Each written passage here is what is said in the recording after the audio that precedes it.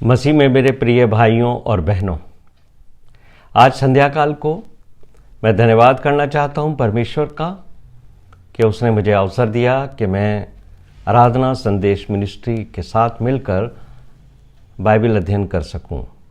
और मैं इस अवसर का लाभ लेते हुए धन्यवाद करना चाहता हूं brother pastor emerald D Singh और ब्रदर हिमांशु सिंह का, जिन्होंने मुझे पिछले दिनों ये इच्छा जाहिर की कि मैं अपनी बाइबल स्टडी जो उत्पत्ति की पुस्तक से है वो मैं आप सबके साथ शेयर करूं। तो आज हम उत्पत्ति का 7वां अध्याय अपने बाइबल स्टडी के लिए रखेंगे और मैं निवेदन करूंगा कि आप उत्पत्ति का 7वां अध्याय खोल लीजिए, जो आज संध्या काल को हमारी बाइबल स्टडी का आधार है। आइए हम प्रार्थना कर लें। हमारे जीवित, महान और अत्यंत दयालु स्वर्ग के पिता, आपका धन्यवाद देते हैं प्रभु कि आपने संध्या काल को आराधना संदेश मिनिस्ट्री के द्वारा हमें उत्पत्ति का 7वां अध्याय जेनेसिस चैप्टर 7 को स्टडी करने का अवसर दिया है। जितने भी लोग प्रभु जी इस स्टडी के अंदर शामिल होते हैं उन्हें आशीष दें। आपकी पवित्र आत्मा को भेजिए ताकि हम प्रभु आपके वचन को के गहरे और भेद भरी बातों को समझ सकें। सारा आदर और सारी महिमा आपको देते हैं और ये विनती हमारे उद्धारकर्ता प्रभु यीशु मसीह के नाम से मांगते सुनो, कबूल कर, आमीन। मेरे साथ आप उत्पत्ति का 7वां अध्याय निकालें और कुछ पद हम पढ़ेंगे और उसके बाद हम आगे बढ़ते चले जाएंगे। Genesis chapter 7। तब यहोवा ने नूह से कहा, तू अपने सारे घराने समेत जहाज में जा, क्योंकि मैंने इस समय के लोगों में से केवल तुझी को अपनी दृष्टि में धर्मी पाया है। सब जाति के शुद्ध पशुओं में से तू 7 जोड़े अर्थात नर और मादा लेना, पर जो पशु शुद्ध नहीं हैं उनमें से 2 लेना अर्थात नर और मादा। और आकाश के पक्षियों में से भी 7 जोड़े अर्थात नर और मादा लेना, कि उनका वंश बचकर सारी पृथ्वी के ऊपर बना रहे, क्योंकि अब 7 दिन और बीतने पर मैं पृथ्वी पर 40 दिन और 40 रात तक जल बरसाता रहूँगा, और जितने प्राणी मैंने बनाए हैं उन सब को भूमि के ऊपर से मिटा दूंगा। यहोवा की इस आज्ञा के अनुसार नूह ने किया। नूह की आयु 600 वर्ष की थी जब जल प्रलय पृथ्वी पर आया। तब नूह अपने पुत्रों, पत्नी और बहुओं समेत जल प्रलय से बचने के लिए जहाज में गया। शुद्ध और अशुद्ध दोनों प्रकार के पशुओं में से, पक्षियों और भूमि पर रेंगने वाले जंतुओं में से भी 2 अर्थात नर और मादा जहाज में नूह के पास गए। जिस समय परमेश्वर ने नूह को आज्ञा दी थी, 7 दिन के उपरांत प्रलय का जल पृथ्वी पर आने लगा। मेरे प्रिय भाइयों और बहनों, जब भी हम बाइबल का अध्ययन करते हैं तो हमें शब्दों के ऊपर बहुत ध्यान देना है, और एक शब्द भी यदि आप मूल शब्द को नहीं पढ़ पाए तो आप परमेश्वर की उस भावना को नहीं समझ पाओगे जो परमेश्वर आपको देना चाहता है या सिखाना चाहता है। देखिए, बाइबल की जो ओरिजिनल बाइबल है उससे बाद में बहुत सारे ट्रांसलेशंस हुए हैं, और इन ट्रांसलेशंस के द्वारा हम खुश हो जाते हैं, प्रभावित हो जाते हैं कि हमारी भाषा में ट्रांसलेशन हुआ है। लेकिन ट्रांसलेशंस में कई बार, विशेषकर हिंदी की बाइबल में कई बार ऐसी गलतियां हो गई हैं जो दिखने में तो बहुत साधारण लगती हैं, लेकिन उससे हम परमेश्वर की उस भावना तक नहीं पहुंच पाते जो भावना उस शब्द के पीछे परमेश्वर की है। और इसकी शुरुआत मैं करता हूं उत्पत्ति का 7वां अध्याय उसके पहले पद में। यदि आपके पास हिंदी की बाइबल है और इंग्लिश की बाइबल है, दोनों बाइबलों को खोलिए तो आपको इसका अंतर पता पड़ेगा कि जो वर्ड हिंदी में लिखा है वो इंग्लिश के बाइबल में नहीं है, और जो इंग्लिश के बाइबल में है वो हिंदी की बाइबल में नहीं है, और एक शब्द से ही बहुत सा फर्क हम यहाँ महसूस करेंगे। देखिए, पहला पद लिखा है वो पढ़िए हिंदी के बाइबल में। तब यहोवा ने नूह से कहा, तू अपने सारे घराने समेत जहाज में जा, क्योंकि मैंने इस समय के लोगों में से केवल तुझी को अपनी दृष्टि में धर्मी पाया है। जब आप इंग्लिश की बाइबल पढ़ते हो तो कुछ ट्रांसलेशंस ऐसे हैं जिसमें गो वर्ड का इस्तेमाल किया गया है, यानी जा। लेकिन जो ओरिजिनल वर्ड है बाइबल का, जो अभी भी बहुत सारी इंग्लिश की बाइबल्स में आपको मिल जाएगा, वहां पर लिखा हुआ है, परमेश्वर ने नूह से कहा, तू अपने सारे घराने समेत जहाज में आ, कम इनटू द आर्क। अब जा, गो और कम, इनमें बड़ा फर्क है। आ हिंदी में तो साधारण सा लगता है, हम कहते हैं जा और आ, लेकिन इसमें परमेश्वर की भावना छिपी है। आपकी जो हिंदी बाइबल है उसमें यह लिखा है, तू अपने सारे घराने समेत जहाज में जा। अब ये दो शब्द हैं जिनको आपको समझना है, एक तो है जा और दूसरा है आ। इसमें बड़ा भेद है, गो या कम। जब आप गो यानी जा शब्द का इस्तेमाल करते हो तो आप किसी व्यक्ति को अंदर भेजते हो, यानी आप तो बाहर खड़े हुए हो लेकिन उस व्यक्ति को कहते हो जा, गो। लेकिन जब आप घर के अंदर होते हो और किसी व्यक्ति को आप बोलते हो कम, या हिंदी में कहते हो आ, इसका मतलब है कि वो व्यक्ति आपके पास अंदर आएगा, यानी आप भी अंदर हो घर में, और जिस व्यक्ति को आपने कहा है कम आ, वो व्यक्ति भी आपके पास अंदर आ जाएगा। लेकिन जा शब्द में यह है कि आप उस व्यक्ति को तो अंदर भेज रहे हो घर में, लेकिन आप स्वयं उसके साथ नहीं हो। यही भेद है इस बात का समझने का कि परमेश्वर ने नूह से क्या कहा था, जा, या नूह से कहा था आ, लेकिन ओरिजिनल जो वर्ड है वो है आ, कम। और इसका कारण है कि जब परमेश्वर ने नूह से कहा जहाज में आ, कम इनटू द आर्क, इसका मतलब है कि परमेश्वर जहाज में मौजूद हैं और वो उससे बुलाना चाहते हैं कि तुम जहाज के अंदर आओ। ये वो एश्योरेंस है जो परमेश्वर नूह को दे रहे हैं। और वो उसको, क्योंकि ये एश्योरेंस क्यों दे रहे हैं परमेश्वर, क्योंकि नूह को वो ये बताना चाहते हैं कि तू इस सफर में अकेला नहीं।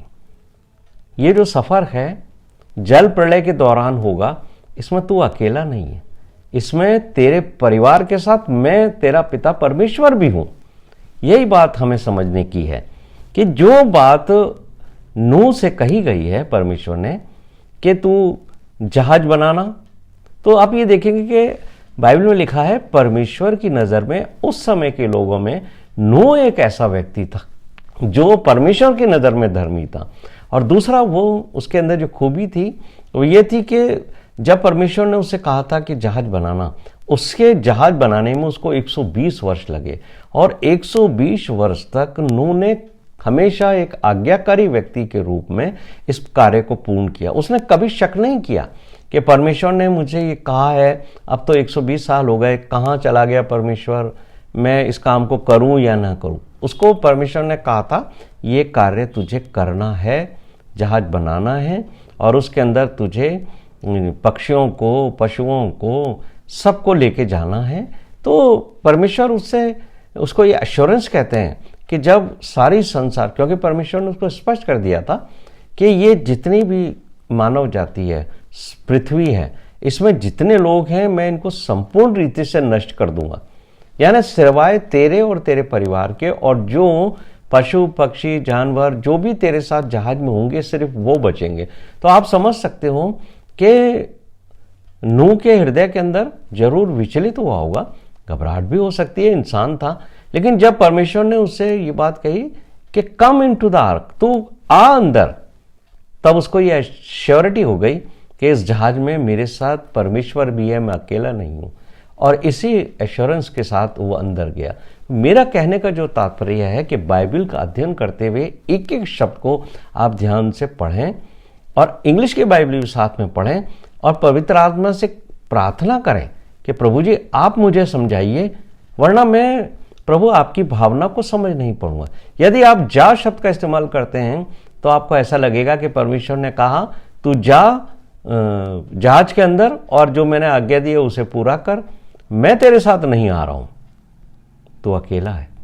लेकिन नहीं मेरे प्रिय भाइयों और बहनों, जो बाइबल की ओरिजिनल बात है, जो ओरिजिनल भावना है परमेश्वर की, कि मैं ना तो तुम्हें कभी छोड़ूंगा और न मैं तुम्हें त्यागूंगा, ये बात नूह से भी परमेश्वर ने कही थी और ये बात मुझे और आपको भी कहता है, कम इनटू द आर्क। तो मेरे प्रिय भाइयों और बहनों, यहाँ से आज हमारा बाइबल का अध्ययन शुरू होता है, क्योंकि परमेश्वर ने नूह से साफ कह दिया था, मैं इस पूरी दुनिया को समाप्त करने वाला हूँ। नूह ने सिर्फ इसी बात पर विश्वास किया कि परमेश्वर फ्लड तो भेजेगा ही, उसके साथ उसने वर्षों तक आज्ञाकारी रहकर उस जहाज का निर्माण किया और परमेश्वर की आज्ञा को पूरा किया। दूसरे पद में ये लिखा है, देखिए दूसरे पद क्या को भी हम पढ़ लेते हैं। कई बार लोग सोचते हैं कि जे परमेश्वर ने नूह से ऐसी कैसे बात कह दी कि इतने सारे जो पक्षी हैं, जानवर हैं, उनको तुझे लेके जाना है और उनको सुरक्षित रखना है।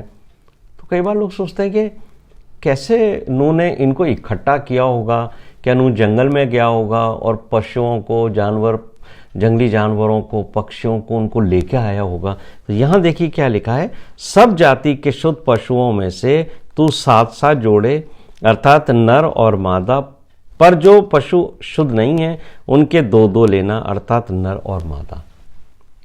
अगर आपने 6वां अध्याय पढ़ा है तो वहां तो परमेश्वर ने कहा था कि तू एक जोड़ा लेना सबका, यानी नर लेना और मादा लेना। और परमेश्वर की भावना थी कि जब ये जल प्रलय के बाद नई सृष्टि होगी, नए लोग होंगे, तब इन पशु पक्षियों, जानवरों की संतान उत्पन्न होगी, तो ये संपूर्ण रीति से वापस पृथ्वी के ऊपर फूलेंगे, फलेंगे और वापस जो है पशु होंगे, पक्षियाँ होंगे और चिड़ियाँ होंगी, रेंगने वाले जंतु भी होंगे।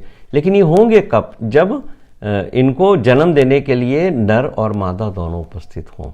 लेकिन आज जब आप 7वां अध्याय पढ़ते हो तो उसके अंदर तो परमेश्वर ने की एक अलग भावना समझ में आती है। वहां पर क्या लिखा है, तू शुद्ध जाति के पशुओं में से 7 जोड़े अर्थात नर और मादा लेना, पर जो शुद्ध नहीं है, यानी जो परमेश्वर की दृष्टि में अशुद्ध जानवर हैं, उनको उनके 2 लेना। यानी आप ये देखिए परमेश्वर की भावना के वो जो अशुद्ध जानवर हैं उनको भी परमेश्वर बचाना चाहता है, उनको भी परमेश्वर उनकी संतानों को भी बढ़ाना चाहता है। और ये एक स्पिरिचुअल अवेकनेस है हमारे लिए कि परमेश्वर किसी भी प्राणी का नाश करके खुश नहीं होता, चाहे मनुष्य पवित्र हो या मनुष्य अपवित्र हो। पर परमेश्वर अपवित्र मनुष्य का भी नाश नहीं चाहता, बल्कि परमेश्वर चाहते हैं कि मनुष्य संपूर्ण रीति से इस संसार में जीवित रहे, अपने पापों से पश्चाताप करे और शुद्ध हो जाए। और शुद्ध करने का जो तरीका है वो परमेश्वर ने हमें यही बताया है कि प्रभु यीशु मसीह का जो लहू है वो हमें सब पापों से हमें शुद्ध करता है। लेकिन बात जो दूसरे पद के अंदर लिखी है, उत्पत्ति का 7वां अध्याय उसके 2वें पद में, कि जो शुद्ध हैं उनके 7 जोड़े लेना। तो परमेश्वर ने पहले तो यही कहा था कि 2 जोड़े लेना, लेकिन फिर इस पद से में एक भेद बड़ा बात लिखी है कि परमेश्वर ने ये क्यों कहा। ये बात आपको तब समझ में आएगी जब जल प्रलय के बाद नूह बाहर आया था, परमेश्वर के ने उसे बचाकर सुरक्षित रखा था, और जब वो जहाज से बाहर आया था तब उसने परमेश्वर का धन्यवाद देने के लिए एक वेदी बनाई थी, और वहां पर उसने शुद्ध पशुओं और शुद्ध पक्षियों में से कुछ लेकर परमेश्वर के उस वेदी के ऊपर अर्पण किए थे, यानी उनकी बलि चढ़ाई थी।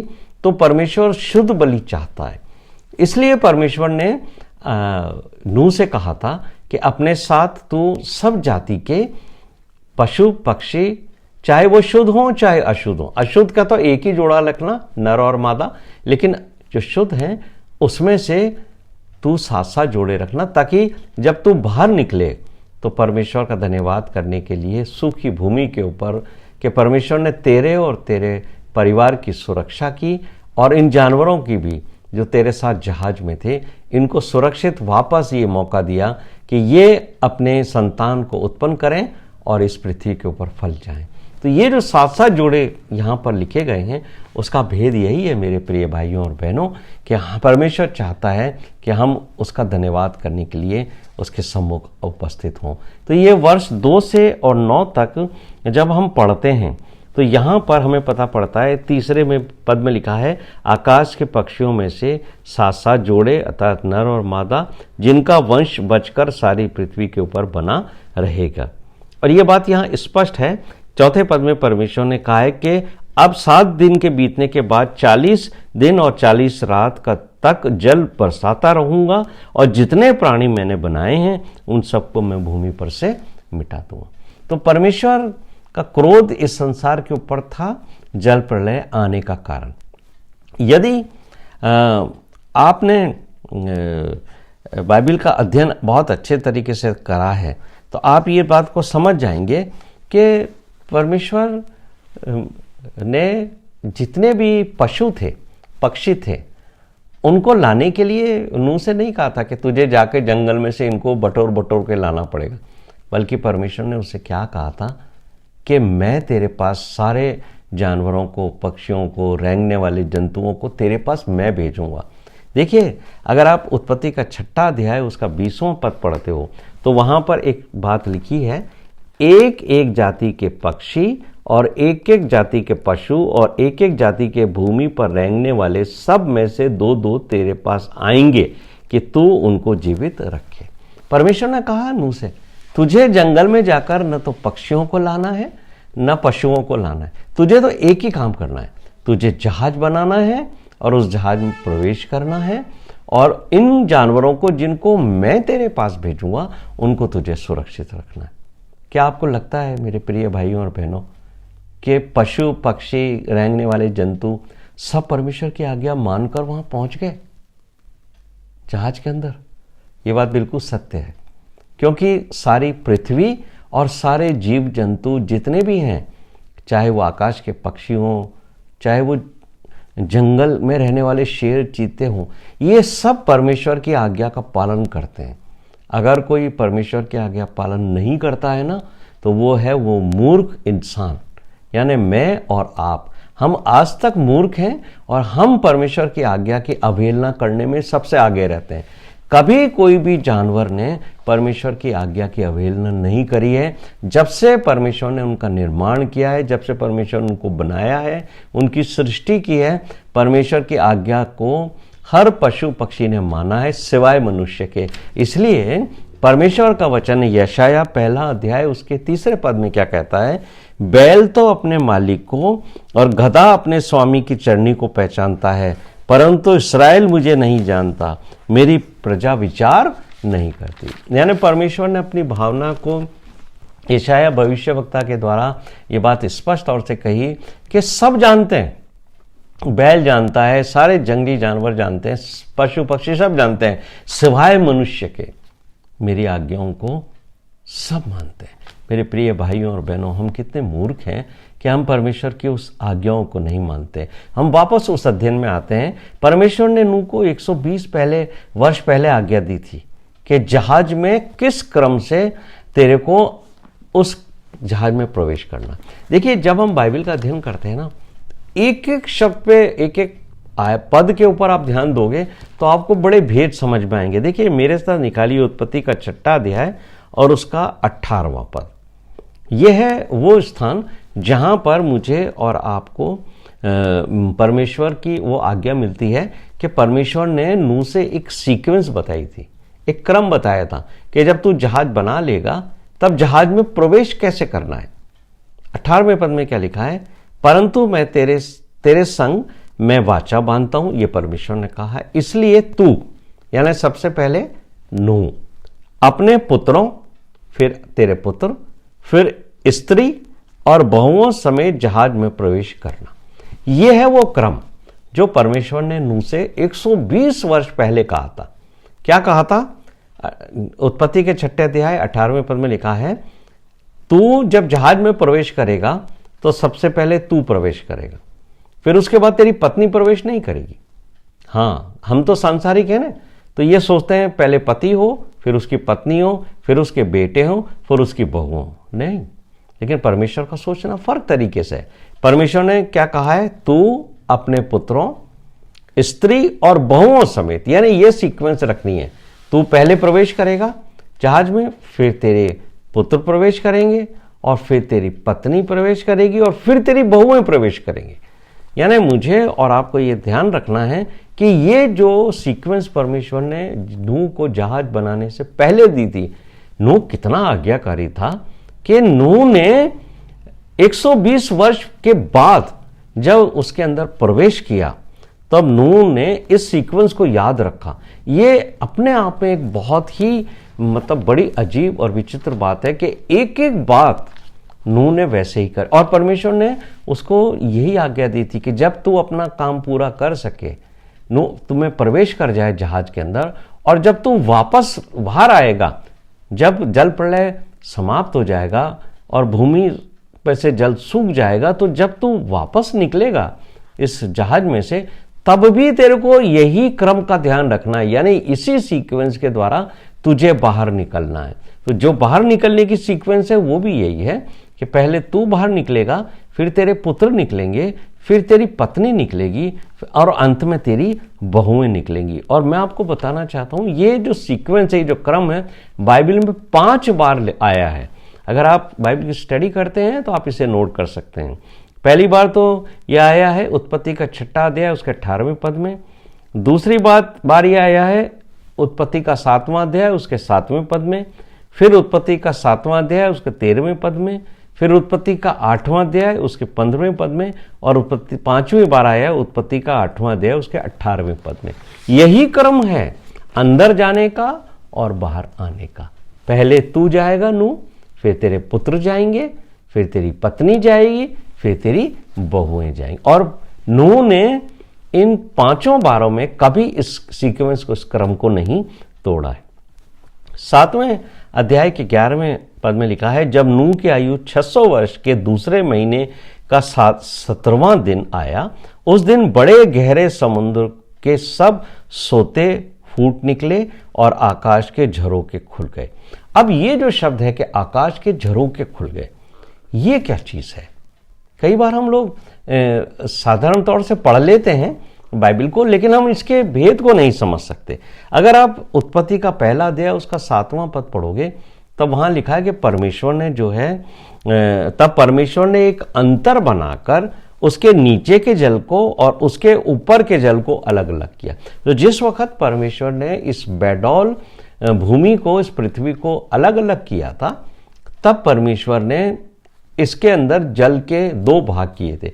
एक जल तो नीचे रह गया था जिसको समुद्र कहा गया है, और एक जल ऊपर की तरफ भेजा गया था, जिसके लिए परमेश्वर ने कहा है वो ऊपर का जल होगा जो आकाश के अंदर रहेगा। यानी स्काई के अंदर भी परमेश्वर ने जल को रखा है, वहां से बारिश होती हैगी। और परमेश्वर ने जब जल प्रलय किया था, तब जो तेजी से बारिश आई थी, जो आज उस समय तक कभी बारिश नहीं हुई थी, लेकिन सबसे पहले जब आकाश से पानी गिरा था, वो समय था जब परमेश्वर ने उस जल को, जिसको पृथ्वी के निर्माण के समय उसने अलग करके ऊपर रखा था, उसको परमेश्वर ने नीचे भेजा था। तो 7वें अध्याय के 12वें पद में लिखा है, 40 दिन और 40 रात निरंतर पृथ्वी पर वर्षा होती रही। अब ये जो शब्द है 40, ये जो संख्या है, ये बाइबल में कई बार आई है, और ये एक महत्वपूर्ण चिन्ह है 40 का। और मैं आपको कुछ बातें, करीब 7 में ऐसे आपको रेफरेंस दूंगा जिसमें परमेश्वर के वचन में 40 संख्या का आया है, और उसका भेद है कि क्या क्या और कैसे कैसे इस 40 दिनों का या 40 रात का क्या संबंध है परमेश्वर के वचन के अंदर।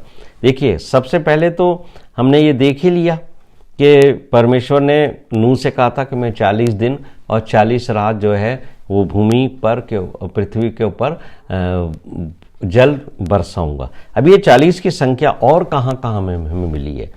एक्सोडस 24वां अध्याय उसके 18वें पद में, और ड्यूटेरोनोमी 9 अध्याय उसका 9वां पद, यानी निर्गमन का 24वां अध्याय उसका 18वां पद, और व्यवस्था विवरण 9 अध्याय 9 पद। ये वो स्थान है जहां मूसा के बारे में लिखा है कि वो 40 दिन और 40 रात पर्वत के ऊपर परमेश्वर के सामने रहा। यहां पर हमें मिलता है 40 दिन और 40 रात परमेश्वर के सामने कौन रहा? मूसा रहा। तो यहां पर भी 40 दिन और 40 रात का समय है। फिर आपको मिलेगा ड्यूटरनॉमी यानी व्यवस्था विवरण 9 अध्याय उसका 25वां पद। यानी मूसा 40 दिन जो है वो इसलिए पड़ा रहा परमेश्वर के सामने क्योंकि यहोवा ने कहा था कि मैं इस्राएलियों को नाश कर दूंगा। जब परमेश्वर ने मूसा से ये बात कही कि मैं इस्राएलियों को नाश कर दूंगा इस पृथ्वी पर से, तो ये 40 दिन और 40 रात परमेश्वर के सामने पड़ा रहा, उससे विनती करता रहा और परमेश्वर का दिल इसकी प्रार्थनाओं को सुनकर पसीज गया और परमेश्वर ने अपने इस्राएली जाति को इस संसार से मिटाने का जो बात कही थी कि मैं इनको नष्ट कर दूंगा, उस बात को उसने परमेश्वर ने वापस ले लिया है। और अगर आप गिनती की पुस्तक पढ़ते हो उसका 13वां अध्याय और उसके 25वें पद को पढ़ोगे तो वहां पर एक बात फिर लिखी है।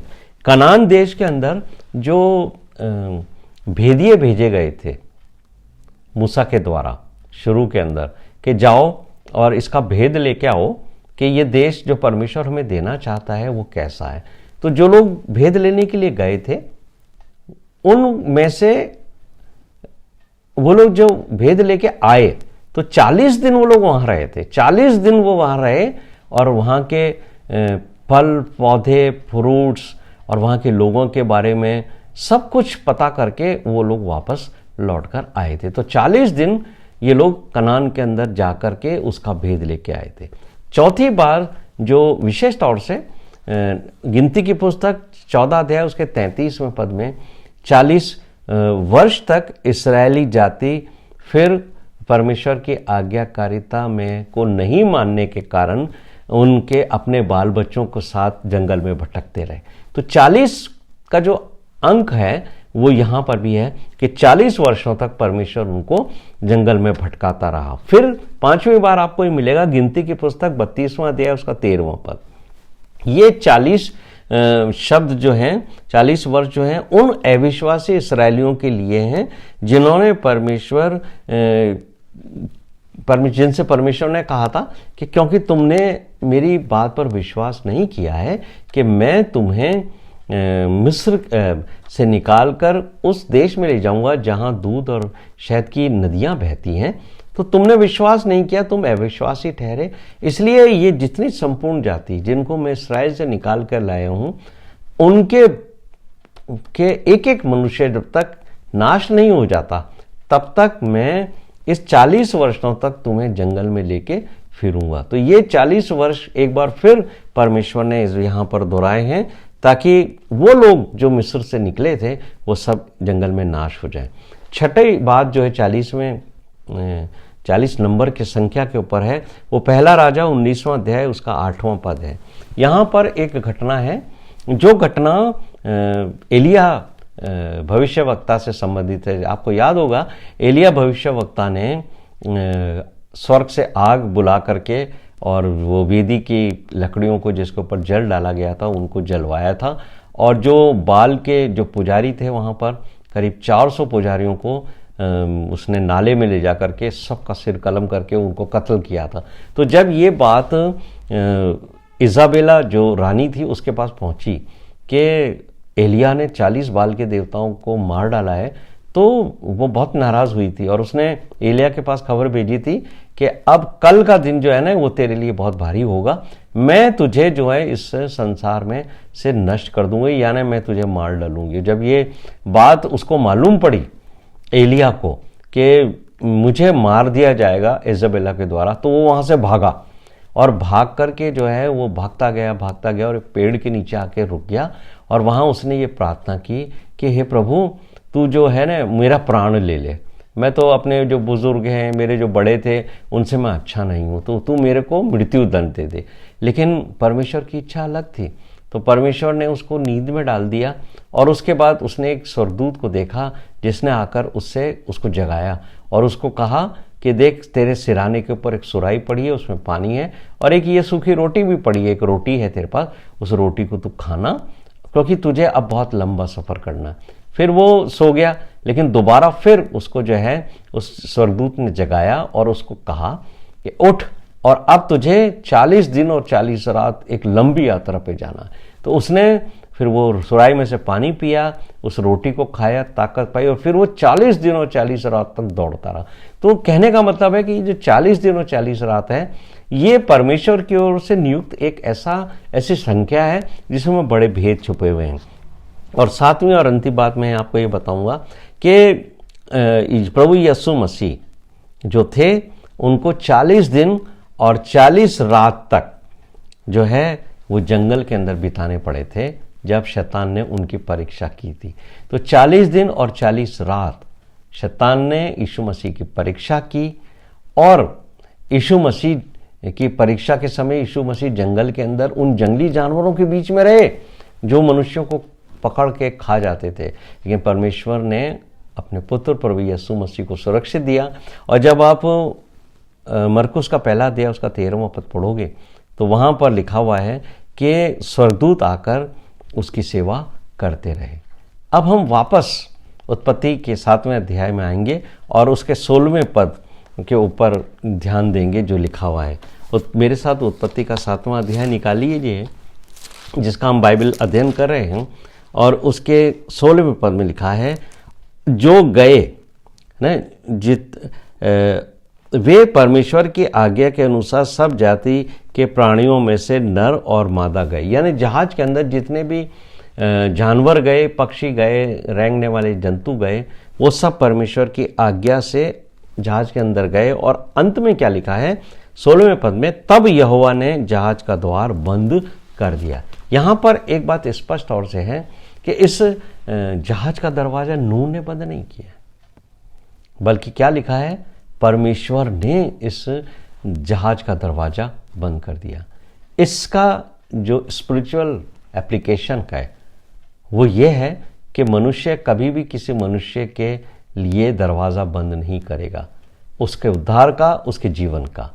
ये परमेश्वर है जो हमें मौके देता है कि हम उसके वचन के अनुसार जीवन व्यतीत करें।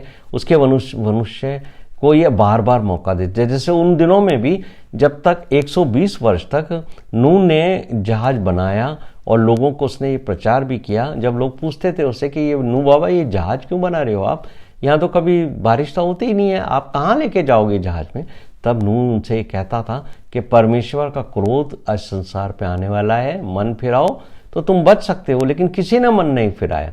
तो यहाँ पर इस संसार के अंदर आज की तारीख में भी परमेश्वर की ओर से हमें बहुत सारा प्रचार दिया जाता है कि ये अंतिम समय है, और इस अंतिम समय के अंदर हमें अपने पापों से पश्चाताप करके मन फिराना है।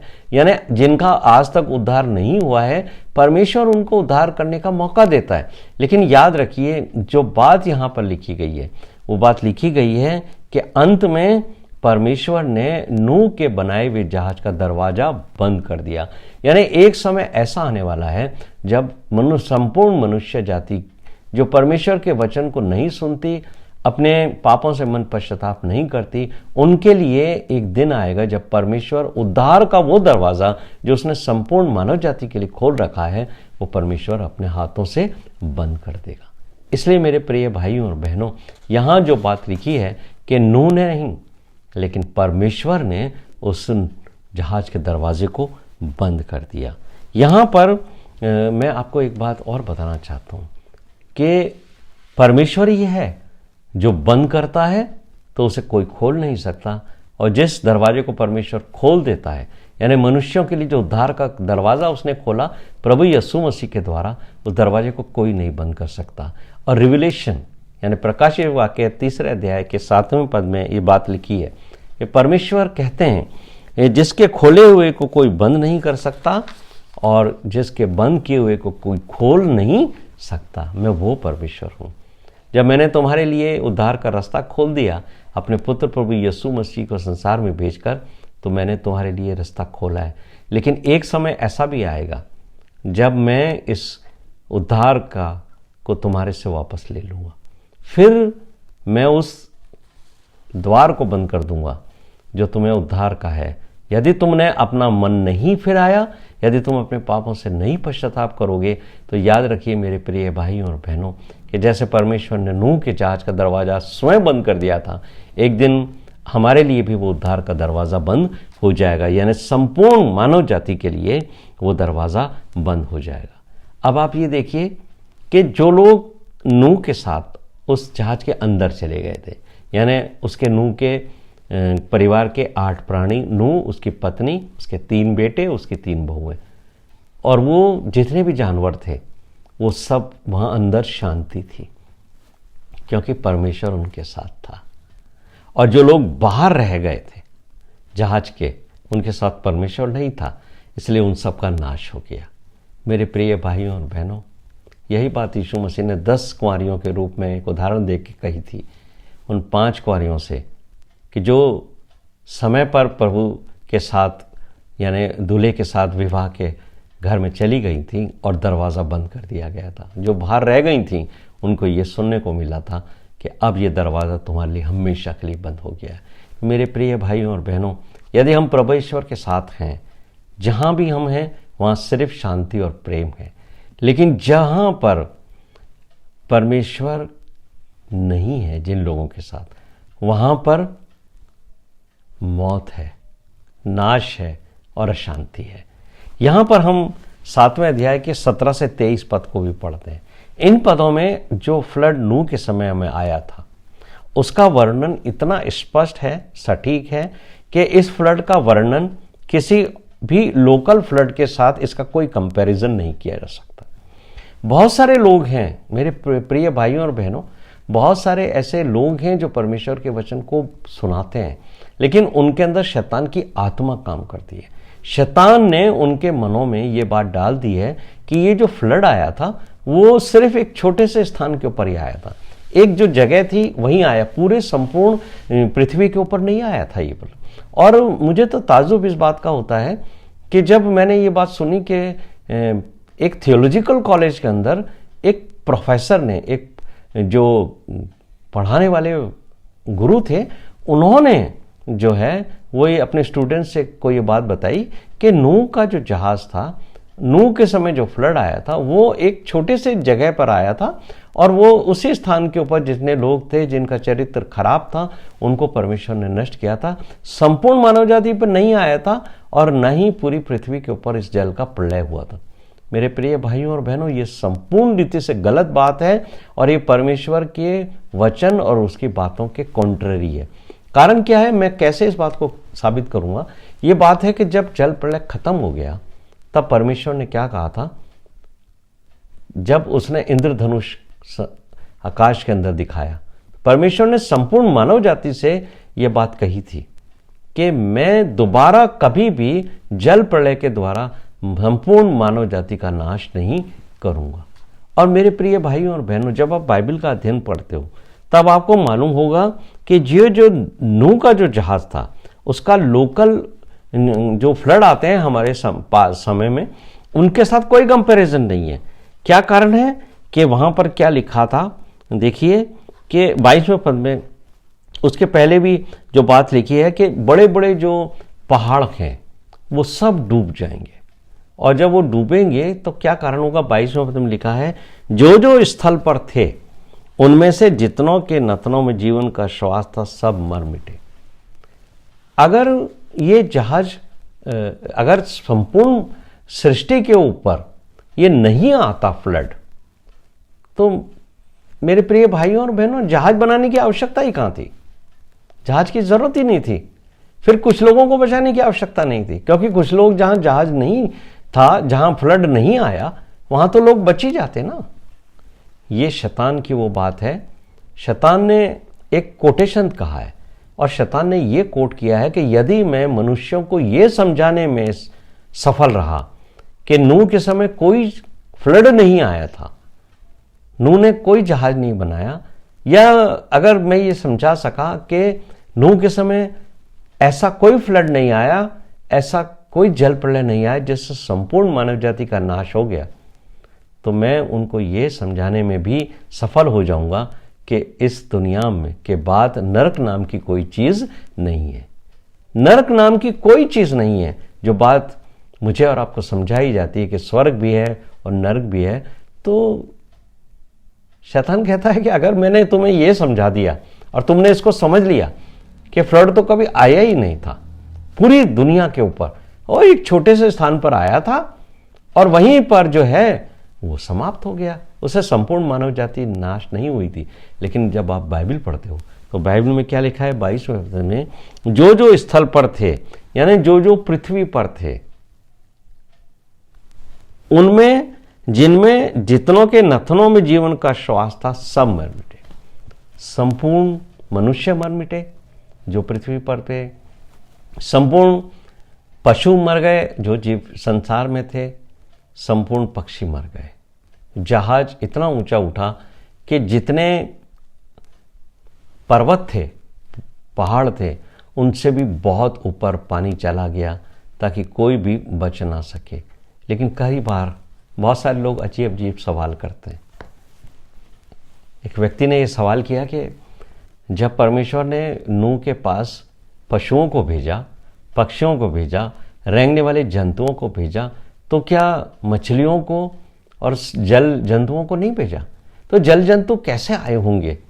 क्योंकि नूह के जहाज के अंदर तो पानी तो था ही नहीं जिसके अंदर वो जल जंतुओं को बचा के रख सकता है। तो मछलियां कैसे बच गईं? जल जंतु कैसे बचे? उनका नाश क्यों नहीं हुआ? मेरे प्रिय भाइयों और बहनों, जब भी आप इस तरीके के सवाल आपके सामने आते हैं, अब बाइबल को बहुत अच्छे से पढ़ा करो। मैं हमेशा इस बात पे जोर देता हूं कि हमें बाइबल के एक एक शब्दों को बहुत ध्यान से पढ़ना है। परमेश्वर ने मछलियों को अंदर ले जाने की आज्ञा कभी नूह को नहीं दी। उसने किसी जल जंतु को अंदर लेके जाने की आज्ञा या उसकी बात ही परमेश्वर ने नहीं कही। कई बार लोग ऐसा सोचते हैं कि नूह ने इनको मछलियों को कैसे बचाया होगा। इसका आंसर क्या है?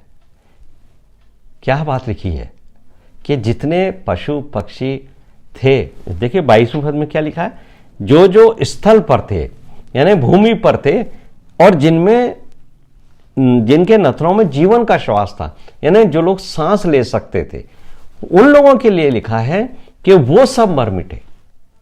यानी कौन लोग मर मिटे?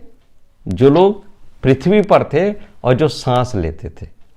लेकिन वो कैसे मर मिटे? पानी की वजह से, जल की वजह से मर मिटे। और मछलियां जो हैं वो जल में मरती नहीं है, बल्कि मछलियां जल में जीवित रहती हैं। तो जल जो है वो उन लोगों के लिए आया था जो स्थल पर रहते हैं, और जल का जो जल प्रलय जो था वो उनके लिए आया था जिनके नथनों में श्वास था, जो सांस लेते थे। कहाँ? जल के बाहर। और मछली जो है वो जल के अंदर रहती है, जल के अंदर भी वो श्वास ले सकती है। और जल के अंदर मछली या जल जंतु कभी नहीं डूबते हैं। मेरे प्रिय भाइयों और बहनों, यहाँ पर इस अध्याय का हमने स्टडी की है और मैं परमेश्वर का धन्यवाद करता हूँ एक बार फिर आराधना संदेश मिनिस्ट्री का, जिन्होंने मुझे ये अवसर दिया कि मैं परमेश्वर के वचन की सेवा बाइबल अध्ययन के द्वारा कर सकूं। आप सबको जय मसीह की। प्रभु आपको आशीष दे और हम आने वाले शुक्रवार को फिर आराधना संदेश मिनिस्ट्री के ऊपर उत्पत्ति के 8वें अध्याय को सुनने और उसका अध्ययन करने के लिए एकत्रित होंगे। परमेश्वर आप सबको आशीष